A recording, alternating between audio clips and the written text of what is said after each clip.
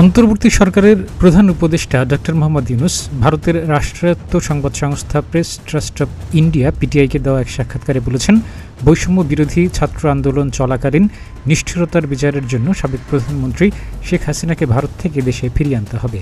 এ বিষয়ে তিনি জোরারোপ করেছেন সাক্ষাৎকারে।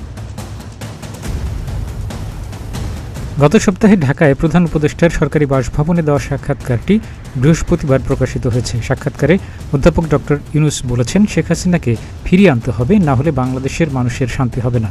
যে নৃশংসতা তিনি দেখিয়েছেন তার সমাধান বিচারের মাধ্যমেই হতে হবে।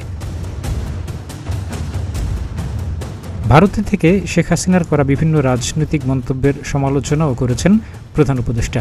তিনি বলেন, এটি অবন্ধুসুলভ আচরণ যা দুই দেশের অস্বস্তি তৈরি করছে। ডক্টর ইউনূস আরও বলেন, বাংলাদেশ সরকার ফেরত চাওয়ার আগ পর্যন্ত যদি ভারত তাকে রাখতে চায় তাহলে তাকে নীরব থাকতে হবে। ডক্টর ইউনূস বলেন, ভারতে শেখ হাসিনার অবস্থান নিয়ে কেউ স্বস্তিতে নেই। বিচারের জন্য তাকে ফিরিয়ে আনতে হবে। তিনি ভারতে আছেন এবং মাঝে মধ্যে এই কথা বলছেন। ভারতে বসে নির্দেশনাও দিচ্ছেন, এটা কেউ পছন্দ করছে না।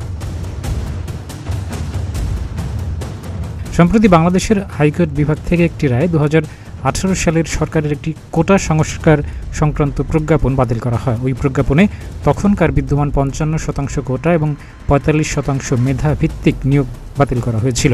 হাইকোর্টের এই রায়ের পর শিক্ষার্থীরা বিক্ষোভ করলে আপিল বিভাগের হস্তক্ষেপে সরকারি প্রজ্ঞাপনের মাধ্যমে 7% কোটা রেখে নতুন করে প্রজ্ঞাপন জারি করা হয়। পরে শিক্ষার্থীদের আন্দোলন সরকার পতনের আন্দোলনে রূপ নেয়। এক পর্যায়ে আন্দোলনের মুখে 5 আগস্ট প্রধানমন্ত্রীর পদ থেকে পদত্যাগ করে ভারতে আশ্রয় নেন শেখ হাসিনা। সেই থেকে তিনি ভারতে অবস্থান করছেন।